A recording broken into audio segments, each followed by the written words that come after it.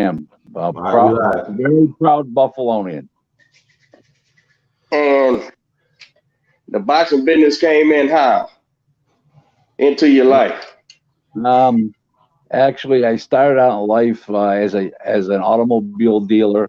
My father was a new car and used car dealer, and then I got involved with some racketeering, bookmaking, loan sharking, extortion. Got indicted by the U.S. Attorney's Office after a lengthy FBI investigation, and pled guilty. Got a huge fine, 5 years probation, no cooperation, and the probation basically I was going. They were making me go down there multiple times a week, and my lawyer went back and said, "Listen, this is ridiculous." And the judge says, "Listen, you've been robbing the community long enough.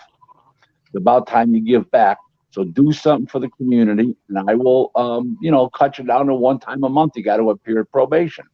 So I went down to the local PL boxing gym, started working with kids with no supporting fathers, became a father figure to some of the kids, and it was off and running from there. It's took them to the Golden Gloves tournaments, paid for it. Some of the kids wanted to turn pro. One of the kids got as far as the World Cruiserweight Championship. He got stopped on a cut in the ninth round. His name was Brian Laspada, and he was in the top five in all four organizations: BABC, WBO, and IBF.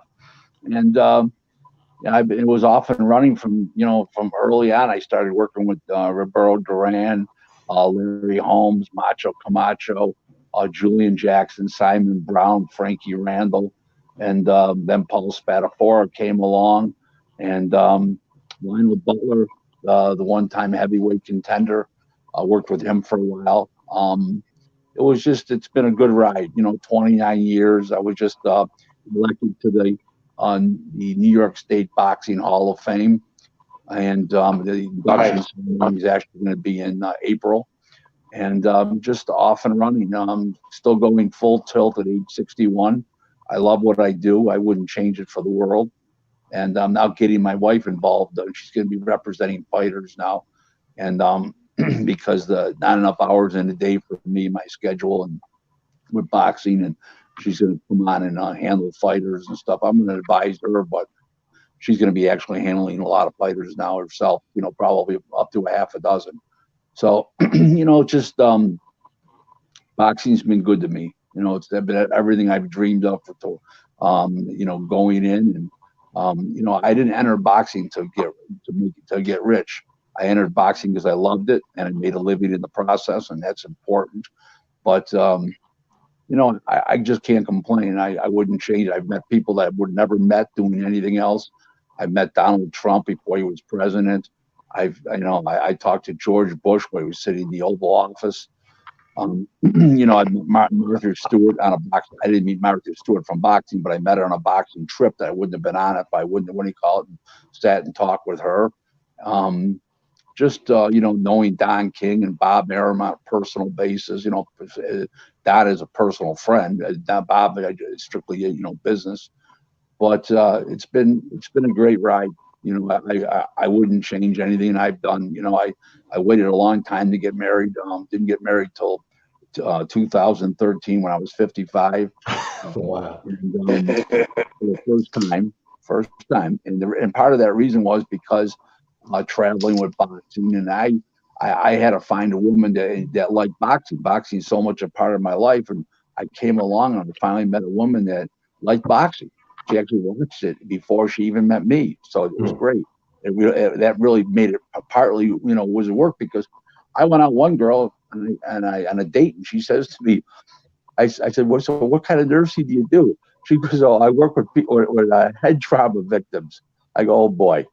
So she asked me what I did for a living, and I decided. Some idiot comes over and starts talking about boxing with me and thinks it's real cool. I'm in the professional boxing business. This is at a restaurant right in front of her, and she literally got up and stormed out of the date. And that was our second date, actually, and that was it. So it's difficult. It's not an easy thing to tell a woman that you're involved. People get hit in the head, and it's not pretty sometimes. But as I always say, it's the most beautiful sport in the world, but it can be the ugliest business. That So sounds did about right. so you went down and got involved with the amateur boxing is how you started by getting Yeah. involved with the community, would you say? Yeah, in 1991, I got involved with the amateur boxing, and within a couple months, it led me to the professional ranks. Just within like 60 days, it was like really quick, and Mm. I found myself. You know what I'm saying? I found myself. I was, I just, I had never, I never, I've never done anything just for the money. I've done something because I wanted to do it, and nobody's ever forced me into anything. And it was something that I wanted to do. I wanted to try, and I was told not to go in the boxing business by many people. There's a great story in Buffalo. It's now like mythical. So here's the story: 12 super very wealthy, successful men sat me down at a private club that I'm a member of, and at the time, this is in very early 1991. And they said, Uh-huh. we don't want you to get in the professional boxing business. One guy spoke for the group.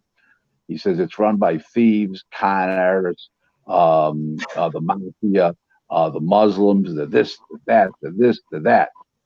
And I said, are you finished? He goes, yes. I go, if this is all true, I'll do just fine in that business.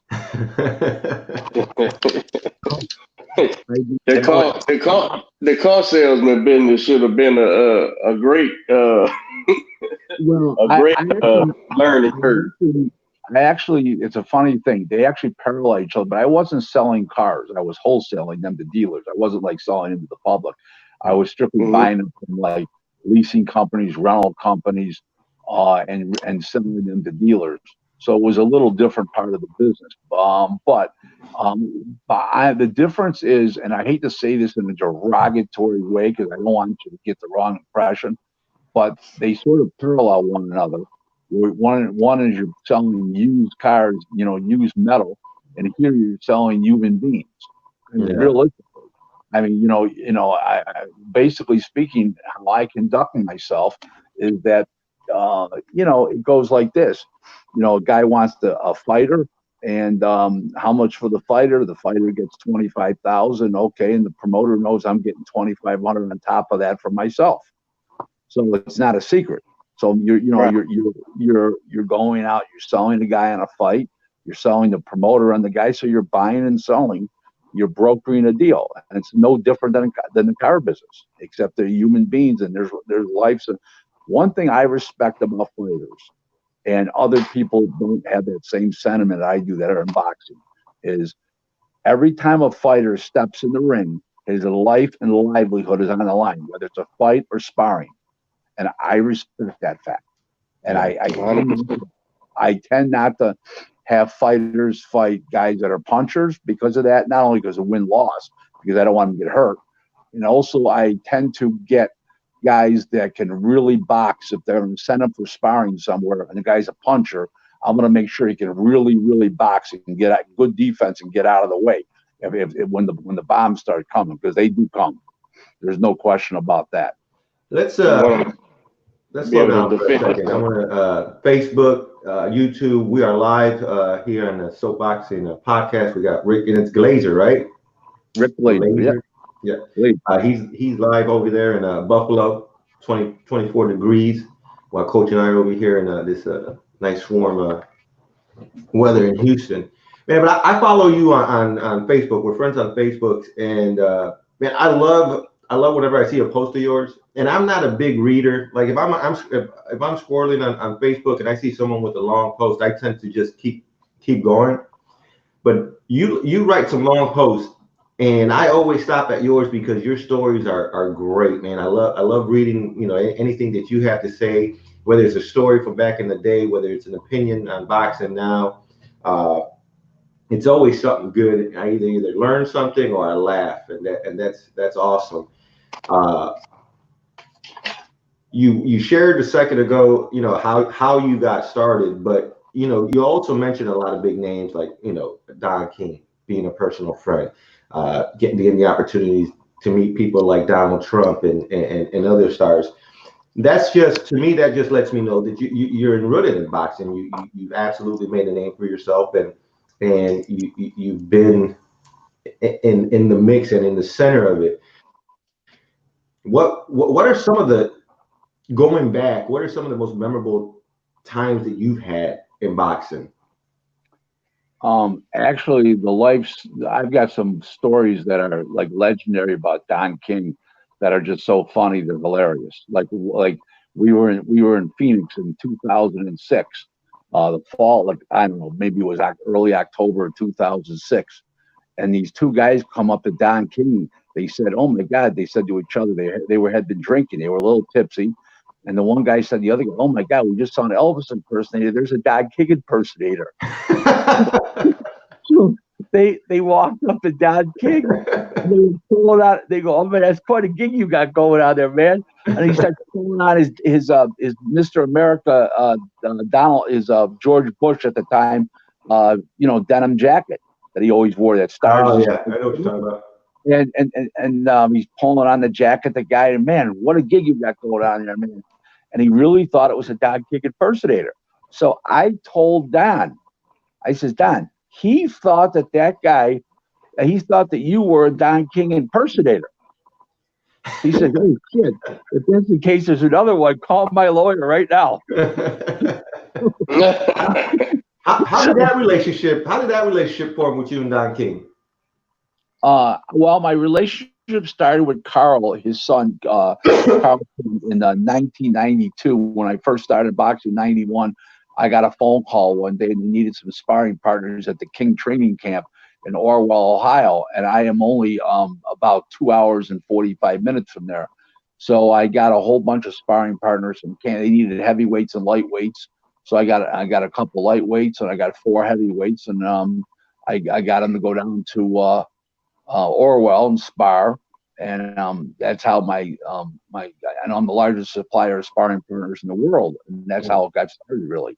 And then I met Carl. Carl and I were friends for years, and he always wanted to have Don hire me, and Don would never hire me because none of the top employees there liked me in the boxing department. They all thought that I would overrun them with my strong personality and my state of mind, which is probably true. So finally, Carl arranged a meeting for us in 2003, in February of 2003. And Don and I agreed that we were going to work together, that he wasn't going to hire me because of so many bad influences in the office there, even though he wanted to hire me. I just said to myself, Don, I wouldn't subject you to that, and I wouldn't subject them to that. I wouldn't subject myself to that. So let's just work as an outside consultant to you. I'll broker deals for you, settle lawsuits, and do everything that I'm supposed to do for you. Just compensate me fairly. He looked at me and I said, I want to be your best bang for your buck. He looked at me and said, I believe you will. And then we had our meeting at Caesars in Palace in Las Vegas in the gourmet room. I remember the date. It was February 18th of 2003. It was the night that Timmy Austin got knocked out by Rafael Marquez. It ended Timmy Austin's long reign as IBF champ, a bantamweight world champ. And Don promoted the show there. And after we sat together at ringside, he sat me with him in the front row, and then we went to dinner after. And we have a great relationship to this day. 2016, I actually stopped working with him when I got the cancer because I couldn't travel anymore, and I was under so much drugs. It had so much drugs in me between the painkillers, the chemo, and everything else that I couldn't, I was sleeping for during 12 hours straight and all kinds of stuff. So I sort of stepped away from dealing with Don, even though I did continue some of my business. But Don, partly because I couldn't travel either, which was a big issue. And then when by the time I stopped with the cancer, I got cured. I actually my deathbed for 65 days, and I lived through it, which was a miracle in itself. By the time I came back in this past April, when I was cleared of the cancer and I could travel again, the problem was that Don's basically retired now. Don and I talk 2 to 3 times a week. I talked to him last night. No, I'm sorry, night before. My mistake. Night before, and Thursday night it was. And we have a great relationship. We're friends. He knows that he can call on me to do something for him at any time. Um, a lot of things are misunderstood about Don. People act like he's the devil with the horns on his head. And that hair is covering up the horns. It's not true. If you're on Don's side and you're loyal to Don, okay, and you do the right thing, Don is 1,000% behind you and will pay you every dime that you have coming. And I'm living proof of that. Okay. But the problem is people go to screw Don over, okay, or attempt to screw Don over, and then Don fires back even harder when you're not loyal. So, or you don't do the right thing with him, or you're not loyal, you try to do a dishonest to him, then that's when he fires back. So, like they say, there's three sides to every story. There's yours, mine, and the truth. And I just gave you mine and the truth. So I've heard I've heard both. I've heard Don King is the greatest guy from Fighters, and then I've heard he's the devil. So yeah, the truth's probably somewhere in the middle. Okay, well, let me explain to you what happens to Don King. Okay, and I'm going to explain you this the best way I know how. So follow the story. What I'm going to do is deal with square figures because of the fact that's easy. So let's say your person's $1 million. Okay, and the fighter says, "I want 250,000 up front." Okay, now the fighter gets 250,000 up front for a fight, and it's 750. The problem is he's got to not only pay back the 250 out of the 750. I'm sorry, said that wrong. No, no, I'm sorry. So he takes the 250, but then everybody else is going to get paid off the $1 million, including the trainer and the manager. So now, because they didn't get anything out of that 250, but they're supposed to get paid on the full amount. So now it's 33 to third, let's say 30% round figures, 10% for the trainer, so it's 40% off the top. Okay, so that's 40% comes off the million, not the 750. So that's 400,000. So now the fighter gets 350 minus the sanctioning fees and his cut and the cut man and the conditioner. So you're down to a little over $300,000, and you made $1 million. So you feel you got ripped off. No, you didn't get ripped off. You had to pay those people that you work with had to get paid off the full value of the deal, which was $1 million. And furthermore, you got other people that you got people around you. There's a great line in boxing by an old fighter many years ago. Okay, his name was Joe Louis. He says, "You got to pay your peoples," and that is the truth. And you can't do no man can do this by himself. You need a man. You need a manager, trainer. Manager. I'm sorry, manager or trainer. You need a good a manager agent. I'm sorry, manager agent. You need a trainer. You need a cut man. You need a conditioner these days. You need if you're not a heavyweight, you need a diet technician. And basically speaking is everybody needs to make a living and get paid. You can't do this by yourself. You need people around you. And I'm not talking about an entourage. I'm talking about real people that work the corner. I'm talking about real people that serve a function. I'm not talking about Homie and Pookie and Milky. Yeah, it's the same thing. It's the same thing as the street. The fighters are broke, so they need a living. They ask the money man for money. Well, the money man needs to recoup his money. That's what he's giving it to you to help you out, and he needs to recoup his money. And then when the recoup comes in, the poor guy don't want to give all that money up, and that's what you're talking about. That's why you try to leave that's getting fronted money, just like in the street. You try to leave it alone as much as you can because you end up, even if it's square business, never being able to pay your debt off. And then, like you said, they feel like you're beaten. Right. But you should have just stayed hungry until you got your purse. Well, also a lot of things. What happens is they have to go to training camp, and they got to leave their wife and their or their baby mama drama. They got to leave that money for the kids, for the home, to run the household. They got commitments that go on for 2 months. They got financial commitments that got to be paid, car notes, mortgage payments. I get it that they need advances. I get that. Right. I 100% get it. But you know what? You got to pay it back too. In other words, and everybody's got to get paid off that $1 million, not off the 750.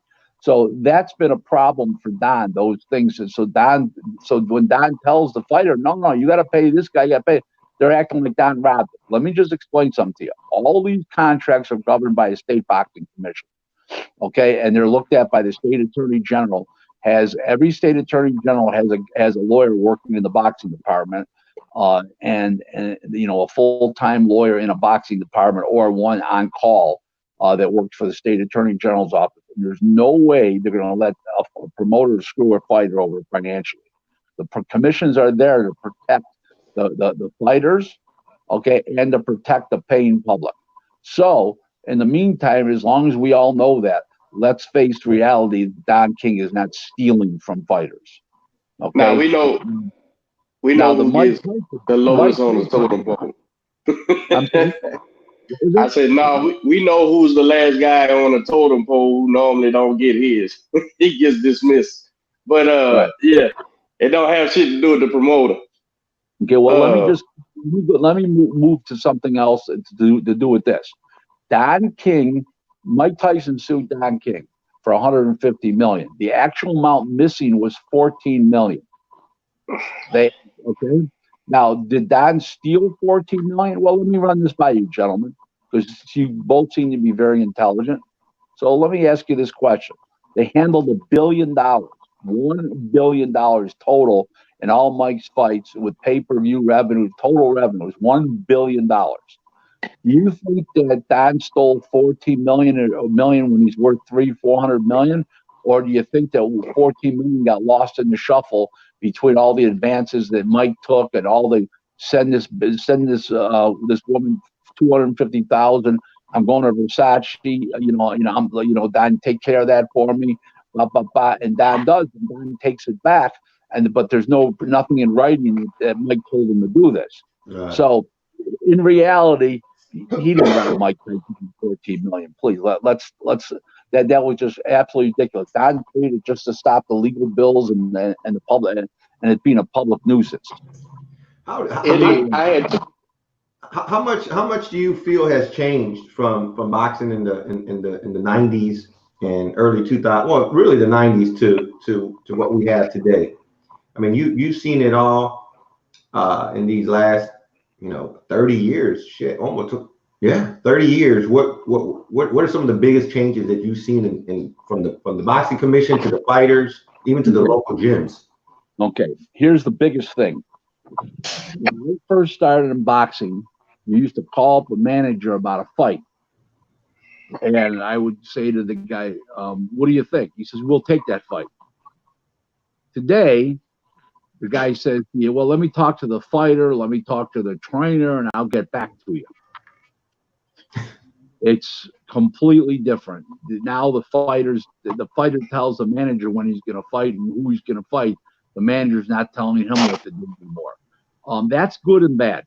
That's good that the fighter's taking more control, but then the fighters don't know who they're supposed to fight and who they're not supposed to fight because they don't understand their weaknesses and their flaws because they're not looking at themselves. So that's not a good thing. But from a standpoint of a fighter standing up for himself and having more points in his career, that's good. So it depends which way you look at it, but it has its pros and its cons for sure. Another big difference is that compared to years ago is anytime you called a casino and you told them you had professional boxing, it was on TV, they would say they're interested and you'd work out a fee, a site fee with them, or they do a ticket buy or something.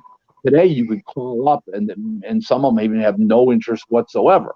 Now that's not because boxing is not popular anymore, okay? Because obviously it is. It's everywhere on TV. I mean, Steven Espinoza recently said, the head of Showtime Boxing, head on Showtime Boxing.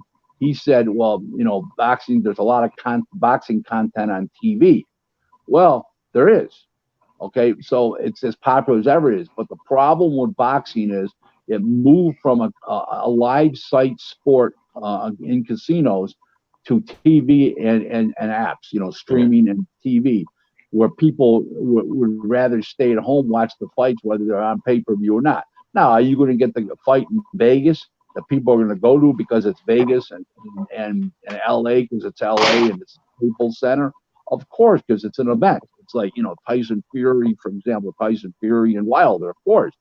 But the average show, the regular average show at a casino today doesn't do anywhere near the amount of crowds it did 25, 30 years ago. What about TV? What about the quality of fights? I know you made a statement the other day about the quality of fights. In regards to what? Well, just the performance, the entertainment value from it. Well, here's the problem you have today. I'm an old school boxing guy. Okay, I'm so old. I went in person when I was 12 years old to Ali Frazier to the closed circuit at the Bailey Avenue movie theater in Buffalo. So I was 12. I know a good fight as soon as I hear it. In other words, as soon as I hear it in my mind, I know it's a good fight or a bad fight. And it turns out 99% the way I thought it would. Okay, as far as good and bad. Not necessarily who wins and loses, but as far as quality goes. The problem is these guys are all big-time graduates of big-time schools like Harvard and Stanford and all these big schools and Wharton's and Georgetown and all these schools, and they never taught boxing at these colleges. They went to law school, they went to business school, but there was no boxing course. I could teach these guys boxing 101. The problem is you have TV executives and slash lawyers making decisions on what's going to be a good fight, a bad fight. I find that comical. Okay, they know as much about what they know about boxing. You could write on a Matchbox cover with large old crayon. Now, as much as I despise Lou DiBella, when he was at HBO Boxing from with approximately 90 to 2000, those 10 years, he did a great job, and he was a true boxing guy that enjoyed boxing as an executive and did a great job for HBO Boxing, including starting up and developing the HBO After Dark series, which was back then when it was first started was unbelievable. Yeah. Marco Antonio Barrera and Junior Jones, Marco Antonio Barrera and Kennedy McKinney was one of the great. Is what Showbox is trying to recreate. I'm sorry? Is what Showbox is trying to recreate the way he introduced. No, that's completely different. Excuse me for contradicting you about that. But let me say what I mean so you understand. How Lou DiBella was doing, this is what I mean. How Lou DiBella was getting the young undefeated guys to get proven on the show the same way Showbox is taking these undefeated guys. It's almost like that first step. That's all I mean. It's a little different because your Showbox has a budget between $75,000 and $100,000 unless it's Clarissa Shields. Okay, where the budget for HBO After Dark was between $500,000 and $1 million, and had world championship fights. You don't have world championship fights on Showbox unless it's. Oh, that's why you had. Yeah, that's why you get the better fighters. Right. So, basically speaking, Lou did a great job, and he used to be there from the first fight of the evening, the first fight of the night. And I respected that about Lou. And when Lou came into boxing as a promoter, advisor, whatever you wanted to call him, he started out calling himself as an advisor, and which was all, the only one he was advising was himself. But in the meantime, he came morphed into a promoter, and I enjoyed working with him for a short period of time. And then, that was in 2001, and in 2010 he screwed me, and I was recently asked by multiple reporters and interviews and stuff, and confidential phone calls, and they said, "You think Lou DiBella should be in the Boxing Hall of Fame as a promoter because he was just voted into the Boxing Hall of Fame?" And I said to him, "Absolutely not. He should be in as a TV executive, as an observer. It's a different category. Lou's in the non-participant class, but he should be in it as observer, as Teddy Atlas is for being a journalist calling the fight as a broadcaster, rather than a trainer, which would be a non-participant." So Lou's just miscategorized, but he should be in the Hall of Fame, just miscategorized. Have you went public with whatever the beef was with you two guys, or is that something you keep to yourself? No, he screwed me out of $7,500. It was a blatant screw job. Over a fight. Yeah, over a fight. Yeah, I made a fight for $75,000 for HBO, and Jason Litzow and Celestino Caballero, and he was supposed to pay me $7,500 on top of there. I never got my money. He denied it. What's those that? Those brothers out of Minnesota. Litzow, I remember those guys. Yeah, the better one. Yeah, the better one. He actually beat Caballero that night at HBO. Yeah, actually beat Caballero. Damn, I ain't thought about them in, what's it been, 10 years or something? Well, those guys, whatever happened? Well, Allen wasn't much of a fighter. He had no defense and no chin and couldn't punch. And the other brother could fight a little bit. Then he got knocked out by Adrian Broner, and he sort of drifted off in one round. But he had come off like 2 or 3 good wins in a row, and they put him on Broner and toasted in one round. But that writing was on the wall before the fight. Right. Somebody asked me. Somebody asked me how long. Somebody asked me how long that fight was going to go. I told him I said as long as Adrian wants it to go. So there you go. I tell you, in case you didn't know, my partner, and he had to cut off for a reason. I guess he'll be back. There you go. He's the management, and I'm the trainer. We have a couple fighters in the gym down here in Houston. So when you was mentioning Don King, that's the reason why the question is the questions will come from different areas with him and me. But to get back on the Don King thing, I had 2 questions, man. So what you said about him, with the money with Tyson makes all the sense in the world to me. One question was, what was in the litigation? Was it because Don, and I don't know much about it, was it because Don was keeping bad books? Or what was the deal they was trying to argue that King paid for Julio Cesar Chavez's career with Tyson money? Any truth to that? Any validity to that? No. You really believe that Don King needed that Mike Tyson's money to pay for the most popular fighter ever from Mexico? You wouldn't think so. You wouldn't think so at all. They got to stop with the BS, the rumors, the innuendos, okay, and the hearsay shit, because none of it's true. I know what facts are and what aren't facts. I want to tell you a story. I want to tell you a great story.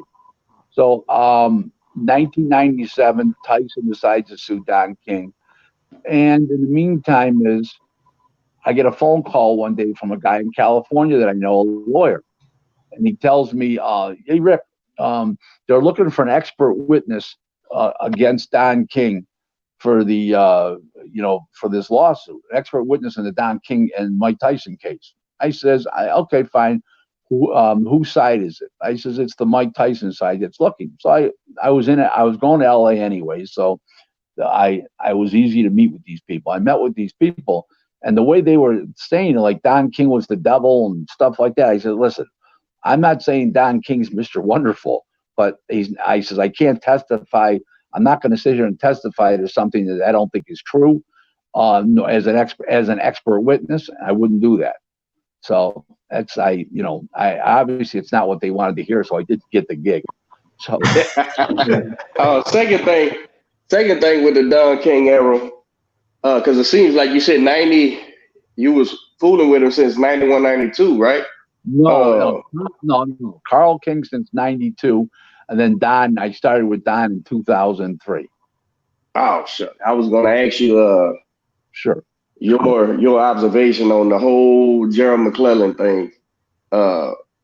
Just opinion as far as him getting injured and stuff. Was there anything to it? I've heard wild stories. I've heard everything, and I also just seen what I seen. So, but you wasn't with. When you say wild stories, like referring to what? What was wild about it? That he and King had issues and he was drugged. That he was giving something on the mouthpiece. All kind of stuff. All kind of stuff. Can I run something by you? Go ahead.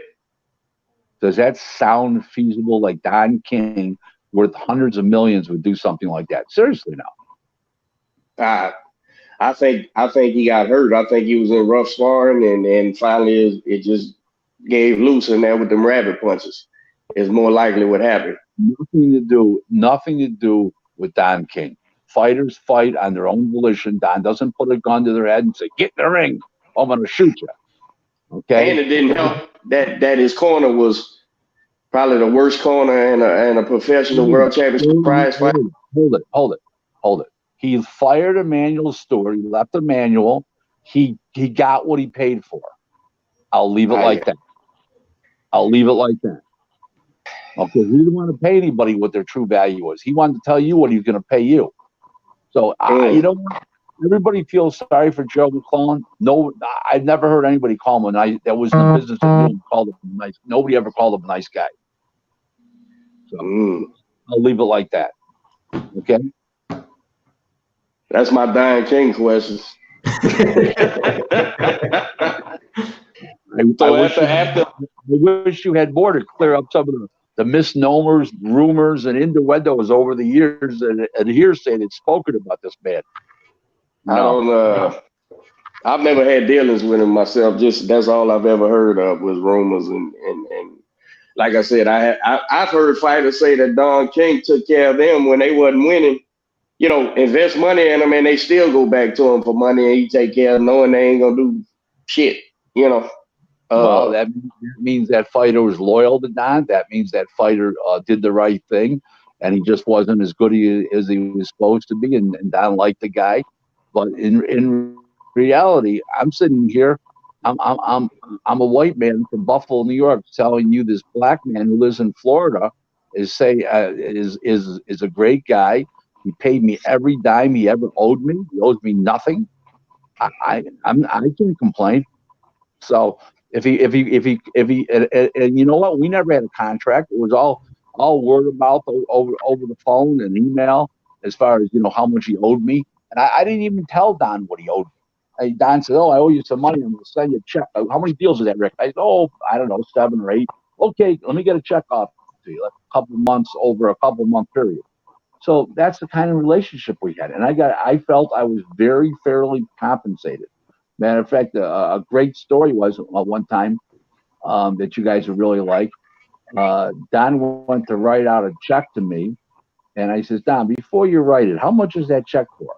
He says, $3,000. I says, "Don, put that back in your pocket. I don't want something that small from you." That's enough, Don? I said, "No, it's only one deal. Just let it sit, and when you get a few other deals, you don't have to write me out a check right now." Man, it's like, "Rick, you're the only guy that ever turned down money." So I didn't say I was turning it down. It's just not at this moment. Let it build up. That's how you got to be with Don. You got to be the man that you're supposed to be at all times. Do you think that's changed a lot throughout the years in the way we do business in boxing now? Yeah, there's too many lawyers involved. They always say about lawyers, when I hear lawyers involved, they can't make a fight; they can only break a fight. And it's true. Lawyers are the worst. I know you. Lawyers have a great place in life. Don't get me wrong, but not in boxing. Not in boxing. I know you're a huge fan from your time on Facebook.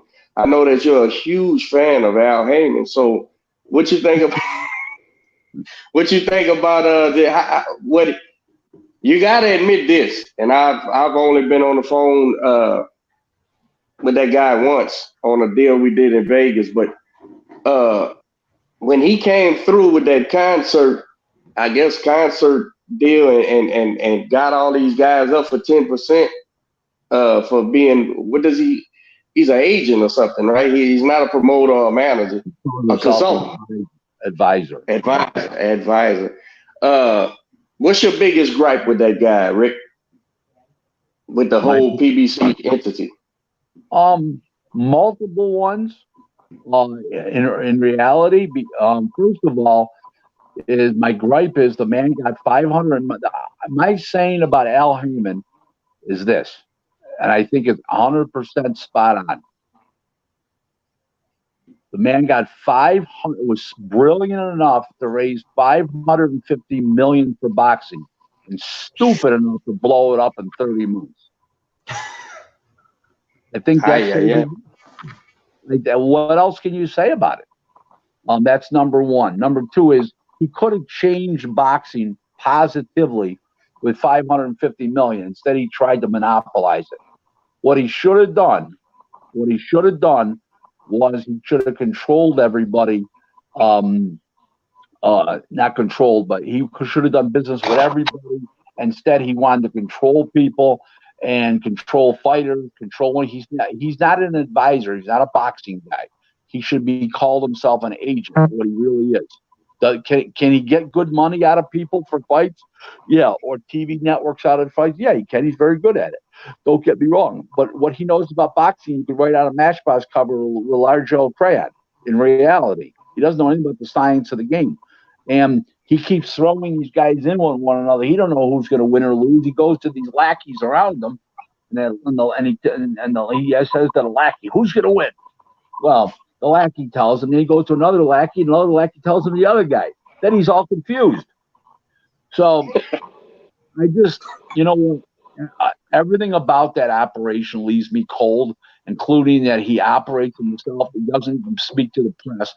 Whether you're the promoter or your fighter, because he's basically the promoter. He calls himself an advisor. He's dwelling out the money. He's securing the sites. He's doing all this stuff. He's the promoter. Now he may hire a promoter to do all the legwork and be the front man, but he's the promoter. How do you promote your fighters or represent your fighters in any capacity and not speak to the press? Okay, in any way, shape, or form, including interviews. How do you do that? You just can't do that. You're not doing your fighter justice to further his public image. That's number one. Number two is, just to let you know, and I might be wrong about this, okay, but it just, he operates. I mean, I'm not wrong about this. I may have a different opinion than you, but he operates himself like Carlos Gambino, the Gambino crime family. That he's in complete secrecy. He doesn't only talk to a couple people around him. Nobody knows where he is. He doesn't go to the fights. He hasn't gone. He goes to maybe one fight a year, and he doesn't even have an email. He operates in complete secrecy. It doesn't have a good smell, and it has a big taint to it. To be honest with, it does not have a good smell. And my life's an open book. Whatever I've done in the past, I'm not saying I'm proud of it, but everything I say or do, I'll stand behind. Okay. Example. So you say Al Heyman is the polar opposite to the Englishman, to Matchroom. Eddie Hearn. Yeah, Frank Warren in England. Everybody's public front and center. Okay. I can't pull up YouTube without seeing Eddie Hearn. Well, Eddie Hearn's Eddie Hearn. But the point is that he's the complete polar opposite of all the other promoters, and it may work for him, but it's not working for the fighters, obviously. What do you think's going on over there in the zone? What are your thoughts on these YouTube fighters that we've been watching? I think it's disgusting. I'm not in the gimmicks. I'm a pure old school boxing guy. Okay, we don't need YouTube fighters. We don't need all this other freaky stuff. And What do you just say? What do you say to the people that say, "Well, it generates revenue and it brings a different not crowd"? it's not boxing. Have your own show. In other words, I agree. with all YouTube guys on it, and if people want to watch it, fine. But real boxing fans are forced to watch that garbage because they're stuffing it in between. Like the other night, they stuffed it in between the main event and the two big title fights on the show, and they stuffed it in between. And we're forced to watch it. Me, I'm smarter than that. When it came on, I went in the other room and got a sandwich. That's why I missed the Boo Boo Andre fight, because after Tevin Farmer, them YouTube guys was coming out. I went to sleep, so I missed his fight. I wasn't gonna stay up through that shit. See, now I'm smarter than you. I want to make myself a nice egg salad sandwich with a nice tomato on it. On rye bread. How did he do, Andre? He was fighting nobody. The odds was 70-1 at one time. At one point, it should have been 100-1. He knocked him down in the first. He knocked him down in the second, and the guy stumbled through to 9 rounds. The referee should have stopped it in the second round knockdown, or he should have stopped it after the 6th round. There was no reason to let the fight go on. The guy can't punch. Andrade, he was taking undue punishment. There was no reason to take that kind of beat down. The referee completely erred there. Yeah, we don't need the YouTube fights, but seems like the zone things, they need them because they putting them on their shows. Okay, there's a misconception about the zone. Okay, I'm going to explain to you the misconception. Okay, the zone is very, very, very successful worldwide. They have sports that we don't watch in America, like cricket and darts and all that kind of stuff. Okay, and they have 4.5 million worldwide subscribers. The problem is they pumped in all this money in the boxing, and they're not getting the return in the United States.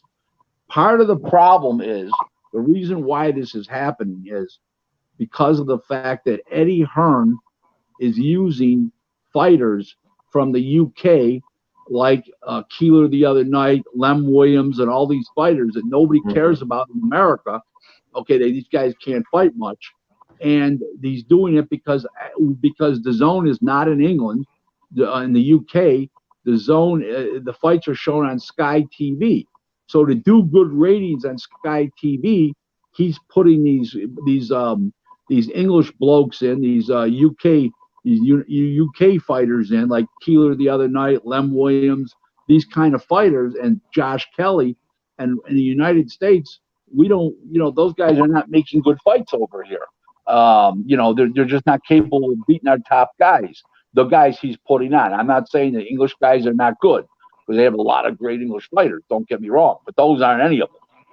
So what we're dealing with is he's got a streaming and TV conflict of interest, because on the American side, we want to see great fights, and over there, they want to see their guys fight. So it's on over there. Now, if it was totally on the zone and there was no UK TV, we wouldn't be having this problem. But Eddie's caused his own problem, and it's clearly a conflict of interest. You think raising the monthly subscription to $50 is going to solve the problem? No, it'll kill it. It'll completely kill it. This is what they need to do. Okay, I'm going to explain what the zone needs to do. The zone needs to break it up, and they need to. You should be able to choose what you want to watch in programming. So if you take boxing, it should cost you $10 a month. If you take boxing and MMA, $15 a month. If you take boxing, MMA, and you take 2 other sports, then it should cost you $25 a month. Okay. Build your own package kind of deal. What's that? Build your own kind of package deal. Correct. 1,000%. But you listen, ESPN app is $4.99 a month. Okay, Love it. For years, I said the best value in America was the dollar Frosty at Wendy's. Okay, that was the best deal in America. It's like a meal. Okay, now let me run this by you. $4.99 a month for 30 days worth of content of all kinds of basketball games, okay, college and pro, NHL hockey, Major League Baseball, college football that are not nationally televised or regionally televised. Okay, just unbelievable sporting events of all types, plus the top-ranked boxing, of course, is why I get it. But okay, in general, you can't beat it. Plus all these in-depth articles that are only on the app. I mean, it's incredible. Okay, for $5 a month, you can't beat it. Hasn't moved. Hasn't moved the dollar. No, but and they've gotten 3.5 million subscribers already. When and what's the zone got in America? Has it went up any? It was shit for a while. They're saying it's 800,000. There's no way. There's no way. It's probably about 200,000, 250 maybe. When I first got when I first installed the ESPN app, the Plus app, I let it roll ever since, man. I'm pleased with it. It's affordable. And then for a while there with the zone, man, I didn't want to see anybody but Canelo. So when he wasn't fighting, I looked at it as a $10 or whatever, $19 pay-per-view because I ain't watching nothing on that crap. Now they're getting a few fighters, but when they got a couple of these local guys I like, so I let it roll now. But yeah, they didn't. It wasn't no bang for your buck. And now you're talking about $50. $50, nah, man. I had a friend of mine call me up, not in boxing, he's a fan. So he's from my area, but he's on Facebook. And I was telling him what a great value for $5 the ESPN Plus app is. So he calls me up and he says, Rick, he says, I don't think it's a great value, and I'm not spending $5 a month. How do you figure it's a great value? He said, I can watch as much porn as I want for free on the internet. Why I pay $5 to watch? That's nuts. That's nuts. I said, brilliant. Keep watching porn. What you make out of Bob Arum's move getting pulling in Taylor? How genius was that? Well, it's a shock that Eddie Hearn didn't get him, being from Great Britain. Was number one. Number two is it is brilliant. Number three, he fits. Number four is that it's going to make a natural fight for Ramirez, and whoever wins between him and Ramirez gets the honor to gets destroyed by Crawford. So that's basically what it is. I don't know who wins. I don't know who wins Ramirez and Taylor. I'm not sure, but at this point, I'm not sure. But in the meantime, no matter who wins, if they move up and fight Crawford, they're going to get destroyed. What's Pacquiao's next move? Is Lil Floyd stringing him along, or what? Why hasn't he picked a guy to fight? Because his political time he spends politically, all the stuff he's doing with that right now, and he's got to only fight at certain times of the year because of the politics over there. His political commitments being a senator in the Philippines. So you don't think it's nothing about opponents? I'm sorry? You don't think it's nothing about trying to pick the right opponent or nothing? They'll pick one and go. Yeah, I think it'll end up to be. I think they're waiting for the Mikey Garcia and Jesse Vargas fight to be done, because I think if Garcia and Jesse Vargas, Mikey Garcia, because I think if Mikey Garcia wins, then it'll be between Mikey Garcia and Danny Garcia. Who should Pac-Man fight, and who should he stay away from? I think he should. I think that he shouldn't even be in the same building with Terrence Crawford, let alone the same ring. I think the two Garcias, Mikey and Danny, I think they fit the mode. But you got to remember something. He's fighting for Eddie Hearn. He doesn't have a deal with Eddie, and if he gets offered $10 million for the Pacquiao fight, maybe Eddie goes and says, "Okay, I'll give you $10 million to fight such and such." So you don't know. You don't know who knows if it's going to happen. Danny Garcia is under total Heyman in the Heyman cult 100%. So he'd be the more logical choice at this point. What do you think? What do you think about that whole weight class, that welterweight? What are your thoughts on Crawford? What are your thoughts on Spence? What's going on with Spence? You know, listen. Everybody says Spence is going to be fighting and stuff like that soon and this summer. Listen, my famous saying is, it's a long way from the lip to the ring. I'll leave it like that. And we haven't seen him fight. We don't know. All I know is he at 100 between 100 and 110 miles an hour, he flew through the air, smashed on the ground multiple times, and he's going to get back in a boxing ring and compete at the same level. He's lucky to make 147 anymore, as far as I'm concerned. I don't even know if he can make the weight. I think you might see him move up to 54 and not fight anybody ever. Like just keep fighting patsies he's supposed to be able to beat and not fight the top guys. Who's the top guy right now, welterweight? Oh, Crawford. Crawford. Oh, no, not even a comparison. Crawford can fight on the outside, punch, box. He can do whatever he wants to do. He's a complete fighter. Who do you Any see eyes on young prospects or what? I'm sorry, what was that? What young prospects you got your eyes on that look promising? You know what? They're all suspects. Prospects are all suspects till they get hit on the chin. They're put on fire. Somebody's firing back. You remember, guys that are 2, 3, 4, 5, 6, 7, 8, 0, 9, 10, 0. They don't fight anybody real unless they're from Eastern Europe, like Russians, Uzbekistanians, and Kyrgyzstanians, and all that, and Ukrainians. They don't fight anybody for a long time.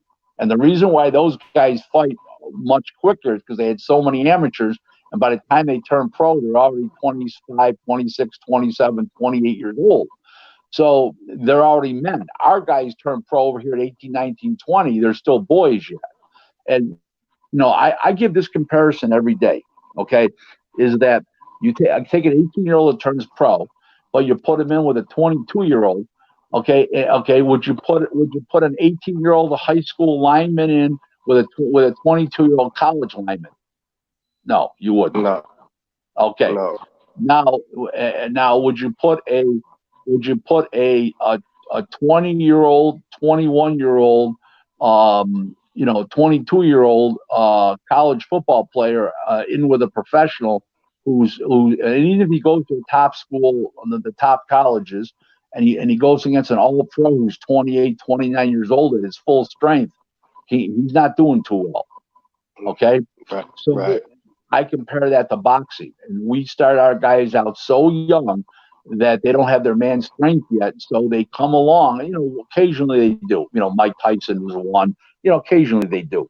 But, you have a situation where you have to, have these guys nurture and stuff like that. But when the Kyrgyzstanians come over, the Uzbekistanians, the Russians, the Ukrainians, they come over, they're already men, and they've already had a million amateurs, and they can go ahead and just fight. Because that's the difference. That's why we saw Makhmayev the other night, or how you pronounce his name, whatever. He beat Danny Roman. He's already a man. I mean, he came over here at 400 amateurs and what's his name, Lomachenko. They all are like that. Arthur Beterbiev in Canada, the IBF and WBC light heavyweight champ. They already have a million. That's a scary dude. Nobody's mentioning his name. That what did you make out of Tevin Farmer Thursday night? Something's wrong. Something's wrong. First of all, I think he needs a real diet technician if he doesn't have one. If he's got one, a new one, because he should be able to make 130 pounds and be strong. And he couldn't use his legs the other night. That was not. He's going to do. I put it up on Twitter. If he takes the rematch, which he should, and he will, He shouldn't take him out getting a new diet technician. And what he should do is he should start camp 2 weeks early before he normally started, and he lose weight for the first 2 weeks and get his weight down before he even concentrates on the boxing part. These guys make a mistake. They all try to box and lose weight at the same time. Doesn't work. You need to start out losing the weight and then you start boxing. His mouth was open out the gate. I don't care I don't care if your habit is standing up in the corner. When your guy is tired, sit his ass down, man. I didn't understand none of that. And he was looking at the clock. He was watching the clock as early as what, third round, something like that. And I'm like, what's going on here, man? Well, and he was so flat, it was ridiculous. Right. He was weight trained. He's got to get a new diet technician. That's the bottom line. He's much better, even though he fought the best fighter ever fought. Don't get me wrong. But right. You can't take nothing from yeah. Right. He's a better fighter than showed the other night. And I think the next fight he gets his act together better, he'll win. That cut man deserves props because even though it was on that back eye, and he tried to and Tevin wasn't banging on it like he could have had he been woke. At least they stopped that bleeding because that was a bad spot. That should have ended that fight. It's a funny thing that you mentioned that. Cutman is the most unrecognized guy in boxing, but he's one of the most important because look at what they did for Gaddy. I mean, when he was all busted up all the time. I mean, Cutman, every single penny you pay him. Look at that that fucking head trauma, that head wound Tyson Fury had. That boy kept stopping it. At least it quit bleeding for half a round every time. He saved that fight. And then I see he was replaced for this next one. Shit. Man, that's flying colors right there. What he did with that loose meat sandwich he had on the top of his eye. That was ridiculous. I agree with you 100%, by the way. Keep that dude. he didn't crack at all. Talking about that fight coming up soon. What are your thoughts on the Fury Wilder fight? Well, Wilder's got that human eraser, that one punch gets you out of their power. But you know what? Fury knows that. I'm about to give a report card now. Let me hear. Go ahead. I want to hear this prediction. I think Fury wins a decision. I think he's smart enough to make the adjustments, and I think he's more athletic, and I think that'll show up in this fight even more and he's a very smart fighter, so he'll know what to do. The attitude, his attitude adjustments, his mental adjustments, and with a new trainer, I think that he'll make some really good. I think he'll do some real good things in there and carry himself to a decision victory. What do you see happening in the heavyweight division? You think so? After this fight, what happens with Anthony? Rick, you were high on Joshua, weren't you? Joshua was your guy, right? I'm still very high on him. I was high on Lennox Lewis. Shit happens. It's the heavyweight division. I'm a super fan, Lennox Lewis. Anybody can get hit, and any time and get knocked out in the heavyweight division. They're not flyweights. Anyone. Right. So I don't have a problem that he got that he got knocked out. Lennox Lewis got knocked out twice. Lennox Lewis, I have Lennox Lewis rated higher than Ali as an all-time great heavyweight. I have Joe Louis first, Larry Holmes second, and Ali third. I'm sorry. Who you got first? Lennox Lewis third, and Ali fourth. Who you got first? Joe Louis. Joe Louis. It's tough to be an American icon, have a stamp have a stamp with your picture on it, and not be number one, is it? Yeah. I explained to my fighters because that comes up all the time. My dad was born in 1923, Rick. So Joe Louis was his hero, right? And he fought amateur in the mid 40s. But I tell everybody, you can't imagine the weight on that man's shoulders in that rematch with Max Schmeling. This guy carried the whole whole world on his back and went in there and fought like a guy who could carry the world on his back. I seen the thing where they said when Schmeling let out that squeal, it's because he cracked a vertebrae when he hit him in his back when he turned to the sideway. I said, man, don't. When you ask me who's the greatest heavyweight in the world ever, it's the Brown Bomber, and anybody, they just not educated enough. And if you don't know that, you need some more studying because I was raised to know Joe Louis was the greatest thing since sliced bread and taught the history, and then with the invention of the internet and getting to see him, you know, and I remember ESPN in the early days would show some of those black and white fights. You would get clips of it, but now guys don't have an excuse, man. You can I said if half the fighters would quit searching boxing mitt routines and start looking up fucking fighters, then they could pick up some things and learn some things because Roberto Duran, Joe Louis, all these guys is right there for you to see, but that's not the trend, so that doesn't happen. I want to explain to you about a misnomer and what people don't understand. Everybody called Joe Louis the bum of the month club. They weren't bums. He was that great. At all. Right. They weren't bums. None of them were bums. Okay. Now here's the story that I'm going to tell you. Now they say, well, he never really fought black fighters because two black fighters fighting each other wouldn't sell back then. Okay. But why did he fight all these Jewish guys? Because in New York, okay, where a lot of these fights were, there was a lot of Jewish people. And they didn't have TV back then. And if they did it, when they did it, finally got it, it was still very limited. A lot of people couldn't afford a TV.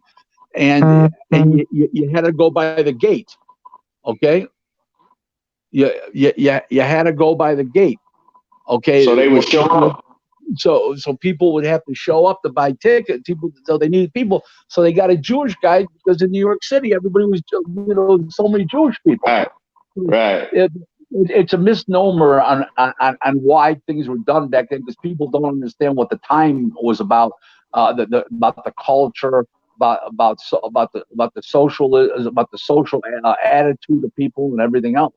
So that's why that's exactly the reason why it happened. People think, oh, why do you fight all these Jewish guys, or why do you fight all those white bums? They drew the people. Besides Joe Louis, Joe Louis drew people. They drew people. Okay, if you have another black guy, it's not going to draw any people. You're only going to get people from one culture. Not only that, he beat them all. Go look at the top fighters. He beat them too.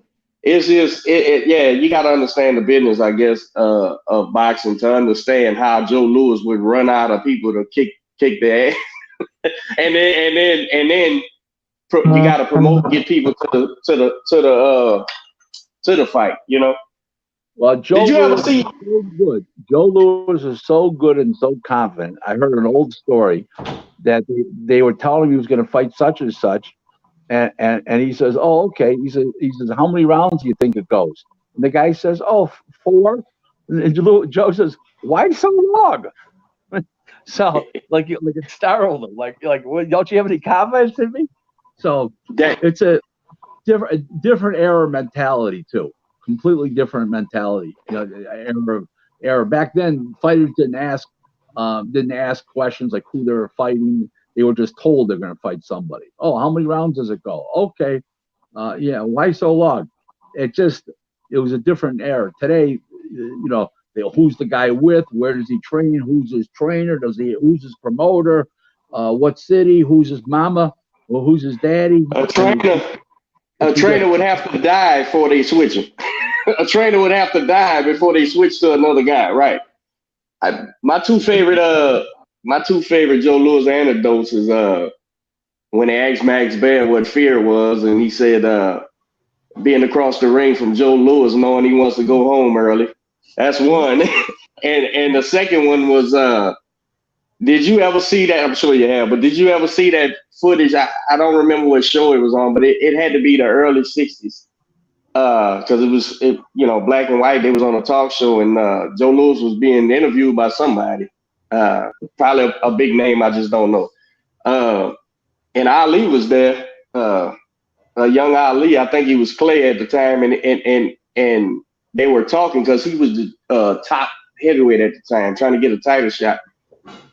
And he walked in, he like invaded, Ali is Ali. He invaded the camera and went sat down in front of Joe Louis. He said, man, I know I'm better than that. You wouldn't have whooped me. And Joe Louis had to be in his, he had to be in his late 50s, early 60s. Joe Louis said, well, they say I went on the Bum of the Month tour. And Ali said, well, I know you ain't saying I'm a bum. He said, well, you would have been on the tour. I said, oh, boy. I said, Joe Louis, man, and I tell you what, that right hand that you can't see till you was knocked unconscious, man, he was something to see. I'm glad I get to see it at my age. We can look back and see those great fights, man, because, yeah, he ran out of people to kick their ass. He whooped all the top guys, and they had to bring people, Nobody talks about Ray Robinson's tour through Europe, and fighting those guys and stuff. But you have no argument if you ask me, because without a doubt, Joe Louis is the greatest heavyweight. Hell, he's up there with the greatest boxers, period. So heavyweight, no doubt. Heavyweight, no doubt. The greatest I have like this: Joe Louis, greatest heavyweight, greatest fighter overall. Sugar Ray Leonard, greatest Hispanic Latino fighter, Roberto Duran. Oh wow! Guess what? You nailed that shit, because that's another one my father taught me about. And he was older by the time Ray Leonard came. By the time Roberto Duran came, we were sitting at the kitchen table one day, and I said, Dad, who's the greatest fighter of all time? He said, Joe Louis, of course, and he said, of course, he said Ray Robinson was great, but he said, son, when that Roberto Duran is on, he's about the greatest thing they got, man. And as a young kid, not understanding yet, just boxing young, you go, but the older you got, it was poetry, and it was violent poetry and motion, violent poetry, man. And his defensive skills, and man, he was so little, man. This guy ended up beating the middleweight champion of the world, man. And how old was he? What decade of career he was? 38, yeah, 38 and what, 89. February of 89. The going thing is, right. Anytime somebody mentions Larry Holmes, right? They say, oh, he's the most underappreciated. I know no boxing people that doesn't know the greatness of Larry Holmes, right? It's just, to me, things catch on, and that's the saying. People just say what they say, right? No one doesn't know how great Larry Holmes is. That in boxing. Well, but I think Roberto Duran has got to be the most underappreciated guy. You say, because you just said yourself, the greatest Latino. I totally agree. There's nobody comes close. But he's in there with the greatest fighters, period. And no, he's a top 10 overall, no question about that. But you mentioned people like Henry Armstrong is in there, Sugar Ray Leonard's in there. The greatest 10 greatest fighters of all time, no question about it. Actually, I don't consider Hagler. I consider Hagler the greatest middleweight of all time, but I don't consider him one of the top 10 greatest fighters of all time. And it's not on him. I'm the same way. You're right. He just never went out of his weight class, and he was the greatest middleweight by far. I did a poll one time on Facebook, and even modern guys, young guys, they said Marvelous Barber Hagler and Bernard Hopkins. Who wins? And right off the bat, the first 44 people all said Hagler. Okay. Well, one guy hit me up on the inbox, and he had a great line. He says, Rick, why are you asking such a stupid question? Well, I fluctuate with I think the greatest middleweight was, but Hagler's right there, and certainly. But when I think of the top 10 ever, yeah, I don't put him in there either because of the probably because of the same reason. The he fought where he fought the whole time, and I don't know, but between him, Monzon, and probably Bernard Hopkins. I mean, you want to say Ray Robinson, but where would you say his greatest? Would you say middleweight or welterweight? Both. He's Ray Robinson. Period. Yeah. So them guys there are the greatest. Whoever's first, Marvin Hagler, I'll buy that. I'll go with that. He's bad, man. But so Roberto Duran, how many people disagree with you? How many people disagree when you say Roberto Duran's the greatest Latino? But not only that, just a top fighter. Man, I get kicked back on that all the time. They look at me like, and I'm just like, you're not well schooled, and Roberto Duran must be, because it's like the know my shit. The amount of people who tell me Roberto Duran was getting his ass kicked and quit is stagnate. He quit because Ray was schooling him and frustrating him and shit, and he made the ultimate sin. You can't quit like that, and he did. It was terrible. First of all, but it's like history is rewritten.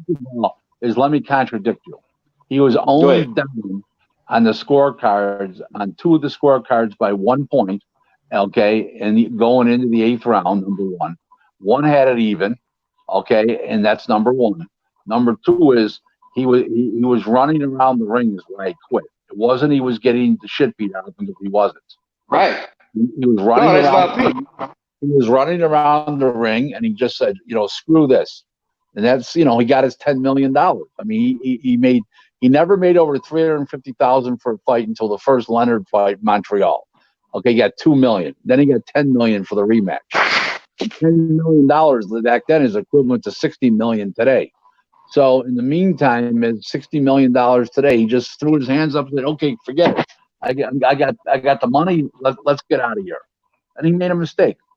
He absolutely. That's my point. He absolutely wasn't getting his ass kicked, but that's become, to the average fan, that's what they say. Oh, he quit against Ray Leonard. And I'm like, did you ever watch the fight? Because that's clearly not what was happening. But it sounds like you're justifying quitting, and you can't justify that. But he didn't, like you say, he didn't want to chase his ass around the ring no more, so he quit. The only thing I've never been accused of is stupidity, and I know what I saw that night. Yeah, right, 100%. What so you don't see no prospects right now, or you do see who you got your eye on upcoming under 10 fights? Nobody? Yeah, they all look good, so they get hit back by somebody who can fight. I mean, everybody looks good. I mean, Edgar Belenga's top-ranked guy. He's only been fighting for like a year and a half. He's already 13-0, and he's 13-0 with 13 first-round knockouts. He's a middleweight, super middleweight in between. He's grown into a middleweight, super middleweight, and he's a kid of Puerto Rican descent from New York City, and he can fight. He can punch a hole in a wall, and he can fight. He's very big for the weight class. I like him so far. Other than that, they're all suspects till they get hit back by a real fighter. That's how I look at it. I agree. Does J-Rock bounce back against the Banana Man, or what? What happens? And who did you have picked in that fight? Well, everybody you talked to. Nobody had anybody but J-Rock. I mean, he was a huge favorite, and J-Rock. Listen, I gave him his new nickname after the fight was over. J-Rock. Okay? Oh, that's rough. That's rough. Well, it's rough, but obviously, he doesn't have a good chin. Great fighter, doesn't have a great. Listen, Roger Mayweather, Floyd's uncle, who was later his trainer, who was a great fighter, didn't have a great chin. He had a bad chin. It happens. Okay, but in the meantime, it's shocking to me that it happened, but obviously he doesn't have a good chin, so that'll happen to you. You think he adjusts? What do Well, you think happened? I don't know him. I don't know his state of mind. I don't know him well enough. I don't know him personally to make. I've never seen him work at a gym. It's very, very difficult for me to say that because I don't know him that well. But I will say, I hope he adjusts. I hope Right. he's not standing right in front of the guy and the guy's landing bombs on him again. I hope he moves at angles more and turns the guy, keeps turning the guy. The guy's just a big, strong object that can bomb. You can't box to lick the other guy, so you got to go in there and box him. Did you watch Herd the other night? Yeah, he looked terrible. He looked That was what I was lethargic. going to ask. What's your report card on him? He looked lethargic. He's working too much behind the jab, and he's not throwing. He's hitting the guy with the jab, and he's moving him out of the too far away from his power punches.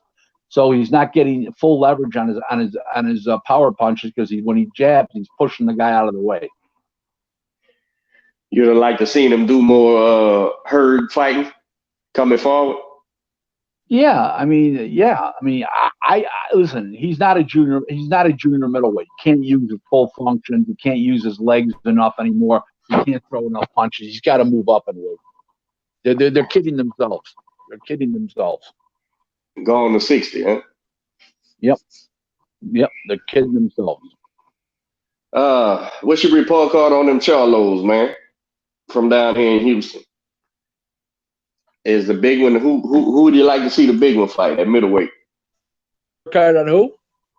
The Charlo brothers, the twins from here in Houston.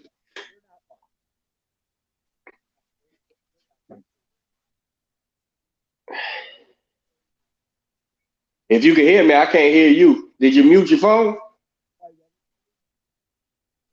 The other guy there. Huh?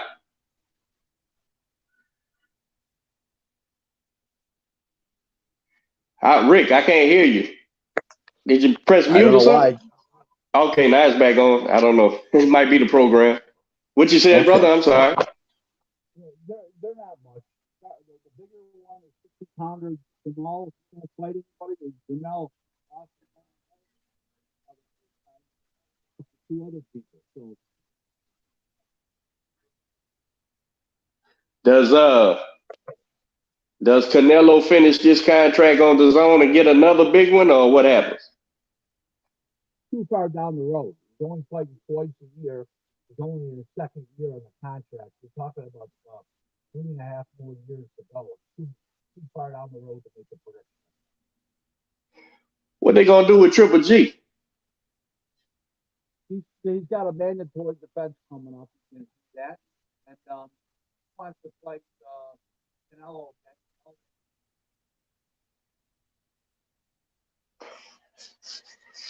Appreciate it, man.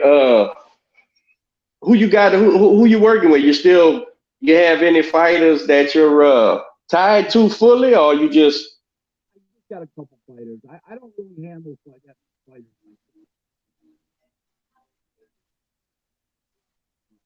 Sorry, partners. Most of those skills. I get fighters.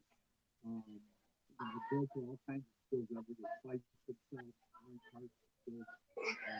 Promotional contracts. I really don't. I've only got a few fighters. I got a kid 2-0, and I got a kid 7. Oh, did you set your phone on the mic or something? I don't know why it's bobbing in and out. Now it's back clear again. I don't know what happened. Yeah, man. I don't know who the hell them Canelo. Do you know who's on Canelo's radar, or what?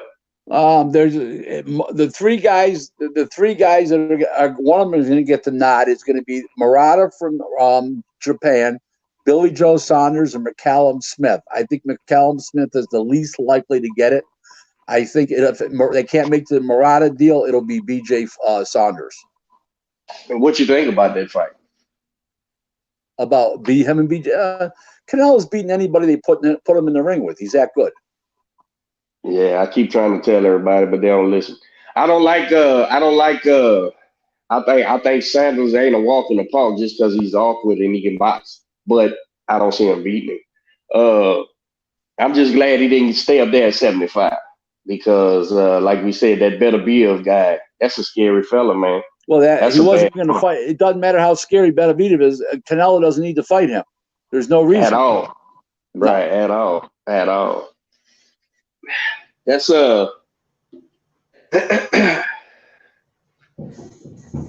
you know what you did?